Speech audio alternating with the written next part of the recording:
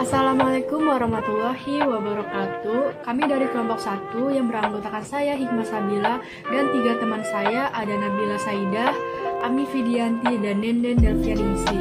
Di sini kami akan melaporkan analisis kami terhadap butik Cahaya 31 di Ciceri.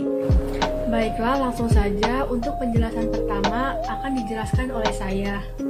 Indonesia adalah salah satu negara yang memiliki penduduk dengan mayoritas beragama Islam terbesar di dunia. Dan pengguna fashion busana muslim-muslimah untuk Kota Serang sendiri telah banyak penggunaannya. Busana muslim-muslimah tidak akan ada matinya. Kebutuhan akan terus meningkat seiring dengan perilaku konsumtif penduduk di Kota Serang. Adapun butik di Ciceri Jaya merupakan salah satu tempat yang bisa didatangi oleh para wanita muslim yang ingin tampil syar'i dan fashionable. Selanjutnya, yang pertama ada analisis situasi.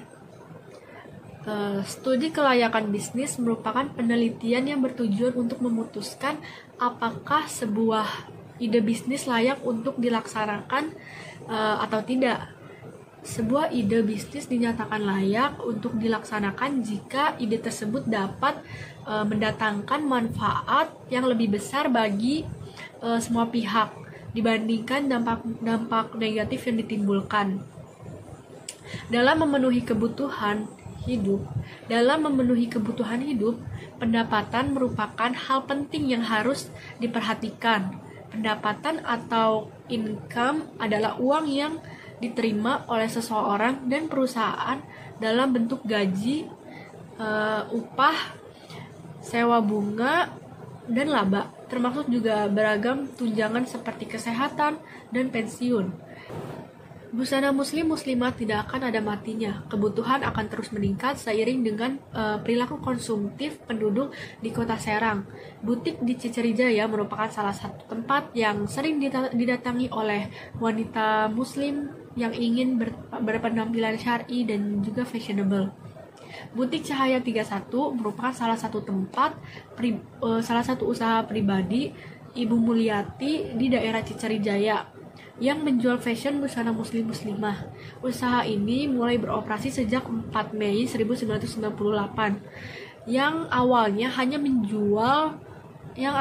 menjual berbagai macam hijab. Nama brand Cahaya 31 terinspirasi dari surah An-Nur ayat 31 tentang kewajiban muslim-muslimah untuk menutup aurat sesuai dengan syariat Islam. Selain itu, meraih keuntungan dalam ekonomi, usaha ini mempunyai tujuan utama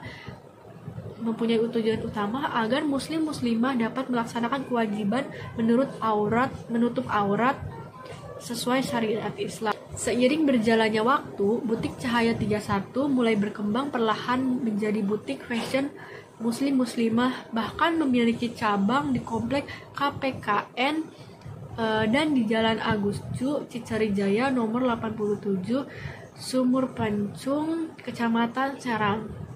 Maka dari itu, kami tertarik terhadap usaha dalam bidang fashion busana muslim-muslimah dan berminat untuk melakukan analisis usaha pada butik Cahaya 31 yang berada di Jalan Agusju, Ciceri Jaya nomor 87, Sumur Pencung, Kecamatan Serang, Kota Serang, Banten, untuk mengetahui kelayakan usahanya. Nah, di sini ada profil usahanya. Nama usahanya Butik Cahaya 31, nama pemiliknya Ibu Mulyati, jenis usahanya butik jilbab dan fashion muslim-muslimah. Alamat usahanya Jalan Agusju, Ciceri Jaya nomor 87, Sumur Pecung, Kecamatan Serang, Kota Serang, Banten, komplek KPKN. Tahun beroperasinya 1998. Tujuan dari butik Cahaya 31 ini adalah untuk menciptakan brand Islami sebagai langkah awal untuk memperkenalkan produk sebagai landasan mempererat tali silaturahmi kepada wanita dalam memberikan pelayanan, mencari keuntungan baik bagi wanita muslim-muslimah, menjadikan fashion Cahaya 31 sebagai pilihan yang tepat bagi muslim-muslimah Kota Serang. Target dari usaha butik Cahaya 31 adalah muslim-muslimah di semua kalangan usia dengan produk syar'i berkualitas dan harga terjangkau yang menarik konsumen. Oke teman-teman, di sini kita akan membahas tentang analisis usaha. Ya, itu terdiri dari dua kata, yaitu analisis dan usaha. Dalam matematika ekonomi kita yaitu poinnya analisis usaha. Jadi menganalisa atau mengamati suatu usaha. Dalam analisis usaha ini, poin pertama yang kita bahas yaitu peluang pasar. Nah, peluang. Apa sih peluang? Apa sih itu pasar? Peluang itu bisa dikatakan kesempatan atau momentum yang bagus gitu. Peluang, ya, itulah peluang, momentum yang bagus, suatu kesempatan yang bagus, ya. Dan pasar itu targetnya ibarat konsumen. Agar apa sih kita mengetahui peluang? Agar usaha yang kita lakukan dapat berjalan dengan baik, agar mencapai keuntungan. Nah, tujuan di sini itu agar mencapai keuntungan. Baik, di sini kita akan membahas tentang peluang pasar dari Butik Cahaya 31. Nah, Butik Cahaya 31 ini menjual produk fashion muslimah secara online maupun offline dengan produk yang berkualitas dan harga yang terjangkau. Oke, berikut grafik pendapatan Butik Cahaya 31 selama 1 tahun yang terdiri dari pengeluaran, pemasukan, dan keuntungan pada tahun 2019. Boleh dilihat dulu sama teman-teman grafiknya. Nah, di sini yang berwarna biru ini adalah penghasilan atau bisa dinamakan pendapatan. Sedangkan yang berwarna merah ini yaitu tandanya pengeluaran. Sedangkan dan yang ketiga nih, yang berwarna hijau yaitu keuntungan. Di sini sudah jelas nih dari grafiknya bahwa Butik Cahaya 31 menghasilkan keuntungan yang cukup tinggi ya. Oke, kita bahas satu persatu dari bulan Januari sampai dengan Desember.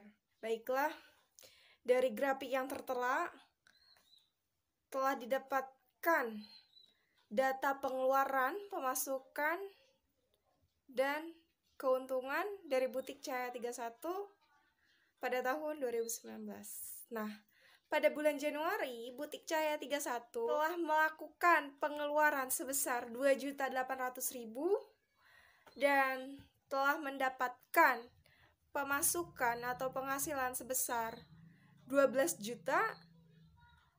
Nah, berarti mendapatkan keuntungan sebesar 9.200.000.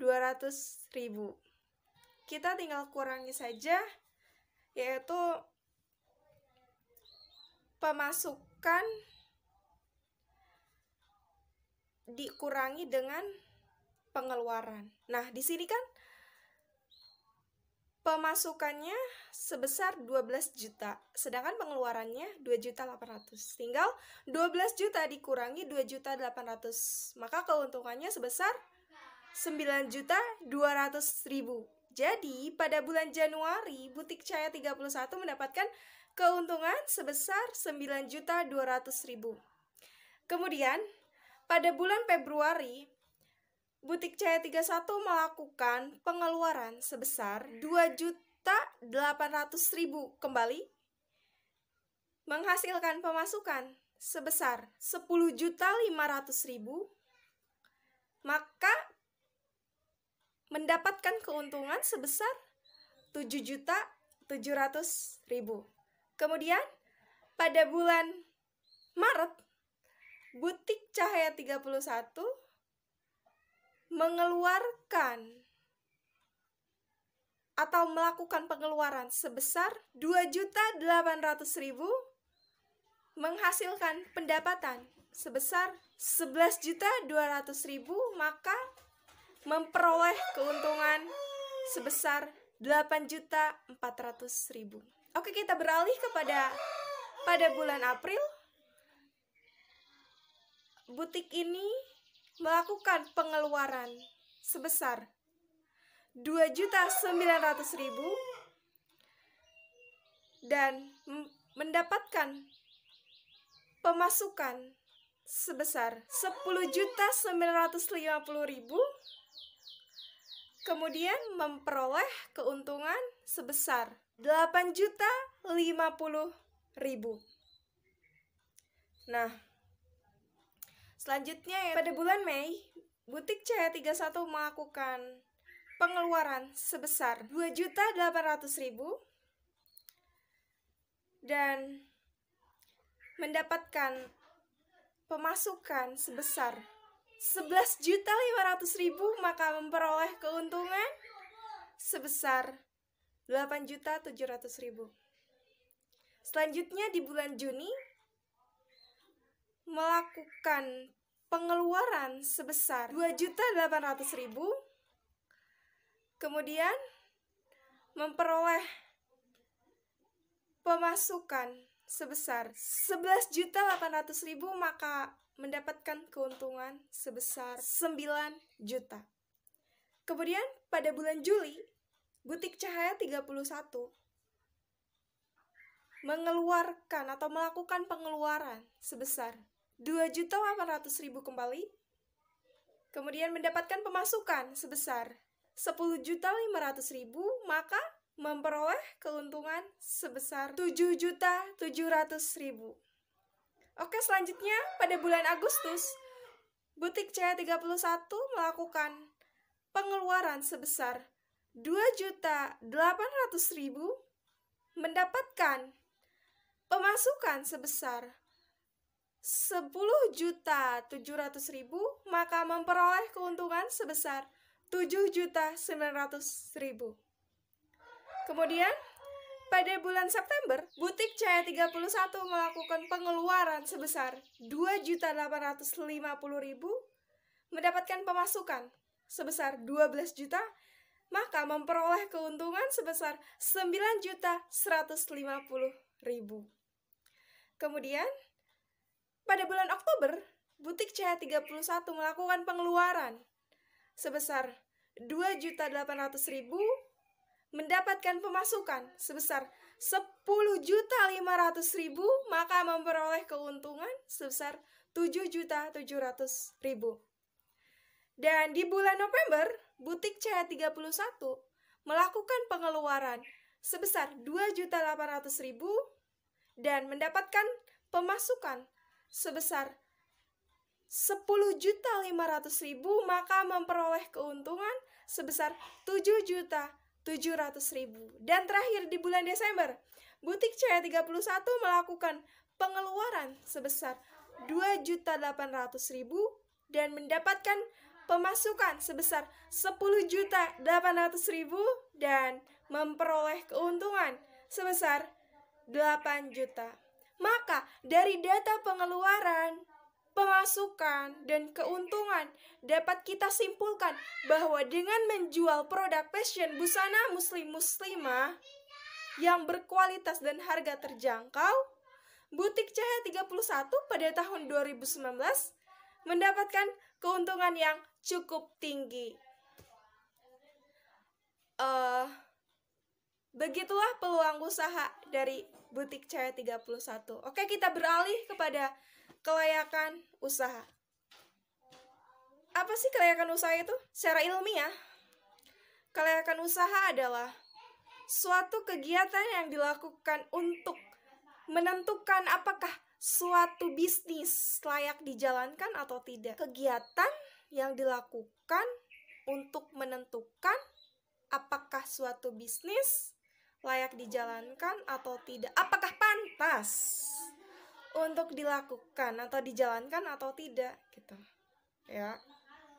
Jadi kita sebelum memasarkan produk kita atau menentukan secara fix produk kita, maka kita juga harus melihat kelayakannya terlebih dahulu.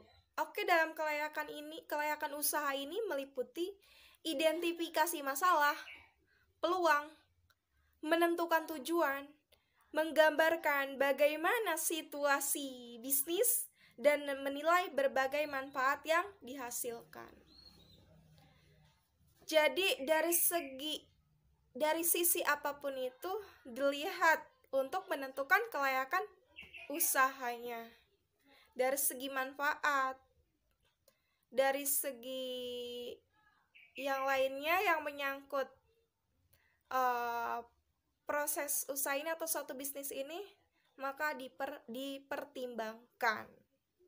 Sangat penting untuk menentukan atau kita melakukan suatu analisa kelayakan usaha. Karena jika kita tidak menganalisa terlebih dahulu, jika usaha kita itu tidak layak, maka itu akan menimbulkan kerugian. Maka dari itu sangat pentinglah kita melakukan menganalisa kelayakan usaha agar suatu bisnis atau suatu usaha yang kita jalankan dapat berjalan dengan baik dan memperoleh keuntungan yang cukup baik.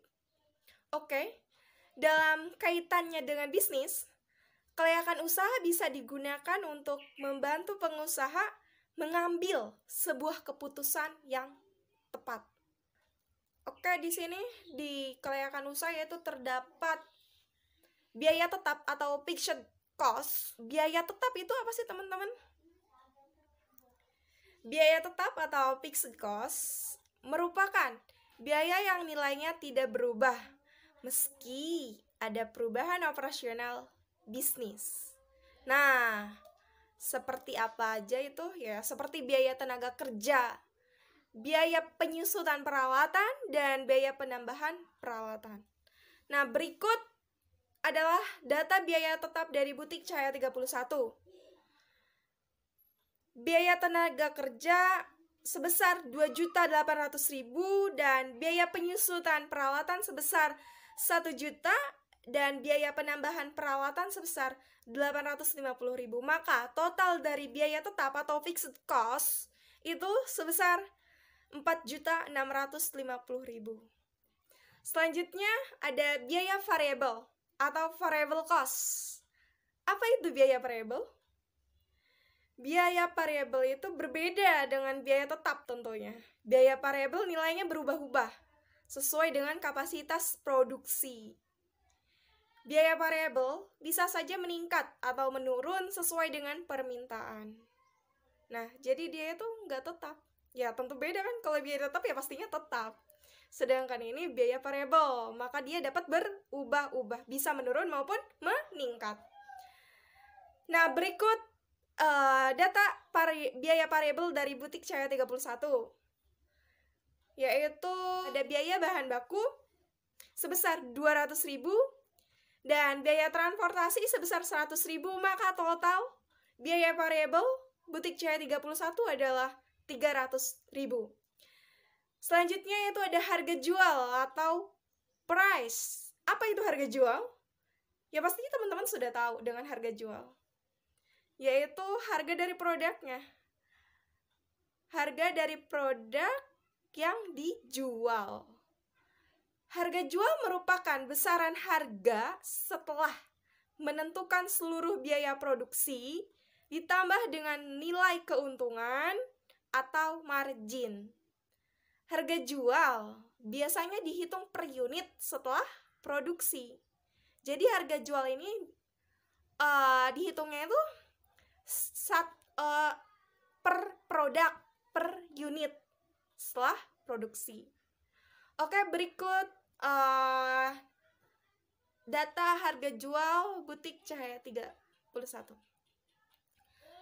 Busana muslim atau baju koko dijual seharga 90.000 per produk. Kemudian busana muslim atau gamis dijual 185.000 per produk. Kemudian hijab sebesar 65.000 per produk dan total harga jual yaitu sebesar 340.000.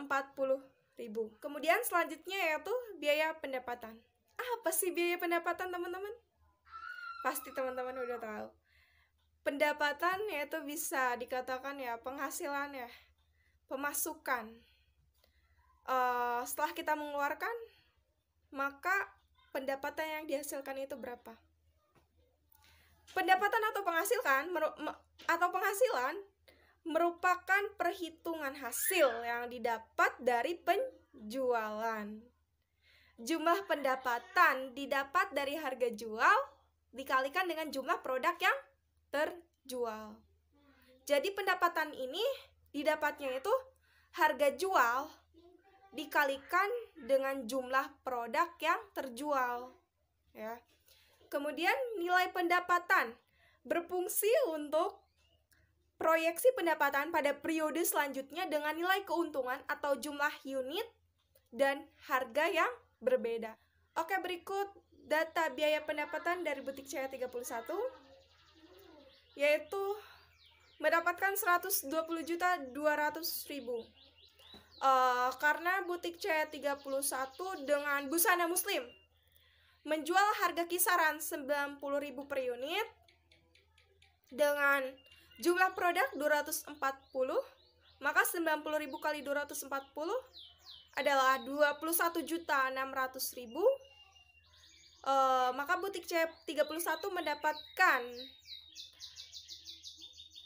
atau memperoleh pendapatan 21.600.000 dari busana muslim. Kemudian dari busana muslimah yaitu menjual 360 produk dengan harga per produk 185.000. 185.000 dikali 360 maka menghasilkan 66.600.000. Kemudian dari hijab menjual per produk dengan harga 65.000 dengan jumlah produk 50, maka menghasilkan pemasukan atau pendapatan atau penghasilan sebesar 39 juta. Itu ditambahkan ya dari pemasukan harga busana muslimah dan hijab, maka totalnya adalah 127.200.000. Oke, dengan informasi tersebut, dengan data tersebut dari biaya tetap, biaya variabel, dan harga jual, bahwa bisa dikatakan butik C31 ini memperoleh keuntungan yang cukup tinggi atau cukup besar. Mungkin terima kasih, itu pembahasan dari analisis usaha yang terdiri dari peluang usaha dan kelayakan usaha. Tetap semangat, kurang lebihnya mohon maaf. Dilanjutkan oleh rekan saya yaitu tentang analisis break-even point. Break-even point, Harahap pada bukunya Analisis atas Laporan Keuangan tahun 2004 menjelaskan bahwa break-even point merupakan kondisi di mana perusahaan tidak memperoleh laba dan tidak merugikan kerugian. Itu artinya semua biaya yang dikeluarkan untuk operasi produksi bisa ditutupi oleh pendapatan dari penjualan produk tersebut. Analisis break-even point membantu bagaimana perusahaan bisa mengefisiensikan produksinya untuk mencapai laba yang optimal. Adanya perhitungan break-even point ini sebagai pedoman bagi pengusaha untuk mengefisiensikan produksi dalam mendapatkan keuntungan yang optimal. Pengusaha bisa menetapkan kebijakan-kebijakan ekonomis bagi bisnisnya pada periode mendatang. Pengusaha juga menjadi lebih jeli dalam memberikan inovasi pada produk-produknya. Selanjutnya yaitu ada komponen pembentukan perhitungan break-even point. Yang pertama itu ada biaya tetap. Biaya tetap ini merupakan biaya yang nilainya tidak berubah meski ada perubahan operasional bisnisnya.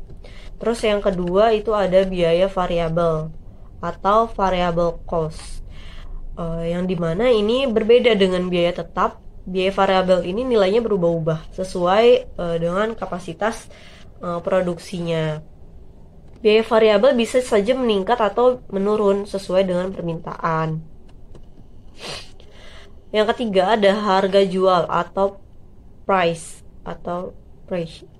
Harga jual merupakan besaran harga setelah menentukan keseluruhan biaya produksi ditambah dengan nilai keuntungan atau margin. Harga jual biasanya dihitung per unit setelah produksi. Terus yang terakhir itu ada biaya pendapatan atau revenue.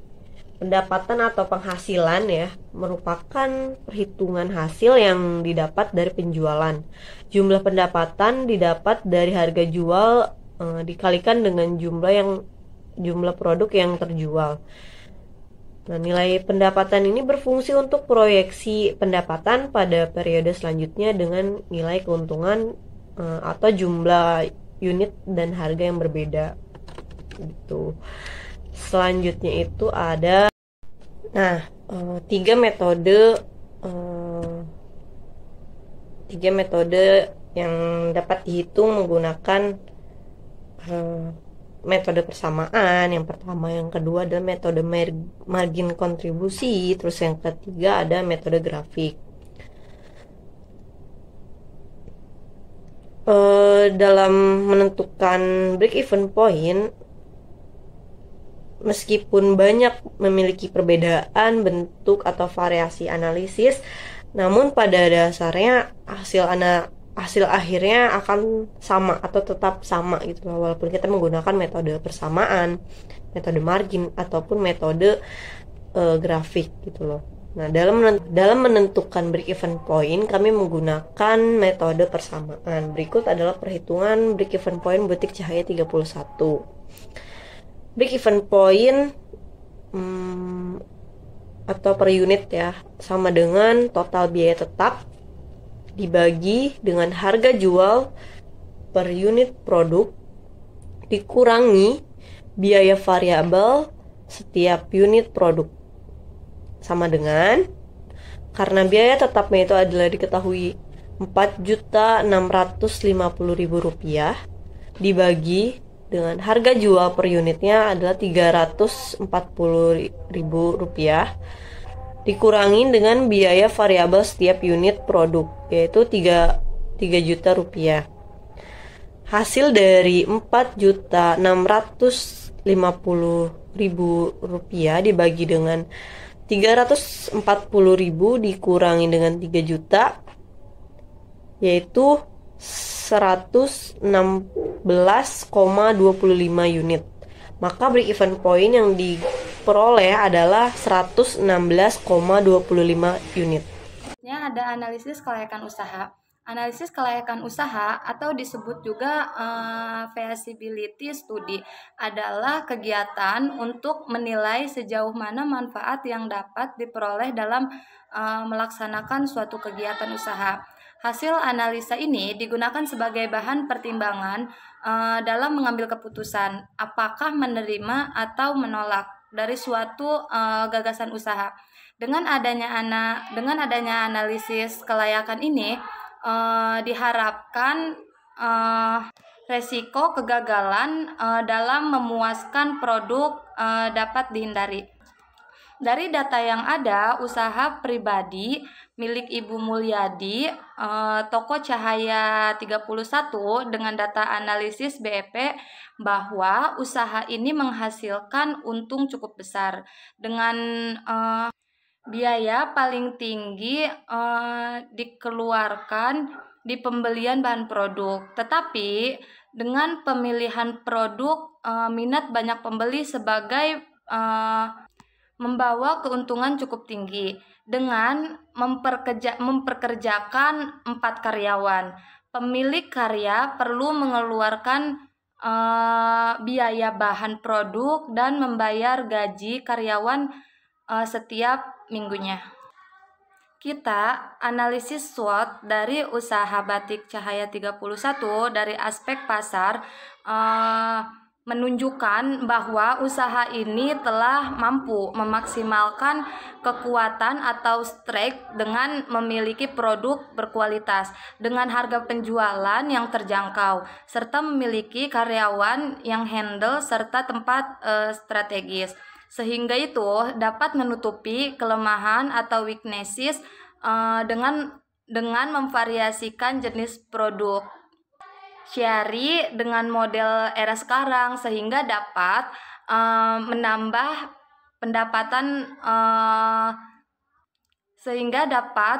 pendapatan lebih. Nah, memanfaatkan peluang dengan menawarkan jenis keragaman produk sehingga konsumen agar terhindar ancaman usaha butik Cahaya 31 dengan melakukan inovasi baru serta konsisten pada peningkatan kenyamanan dan kepuasan konsumen. Berdasarkan hasil penelitian dapat disarankan bahwa perlu adanya inovasi dan kreativitas agar biaya penjualan pun dapat memberikan keuntungan yang lebih meningkat. Nah, itu dia penjelasan dari kelompok kami terkait laporan hasil analisis terhadap butik Cahaya di Ciceri. Sekian dari kelompok kami.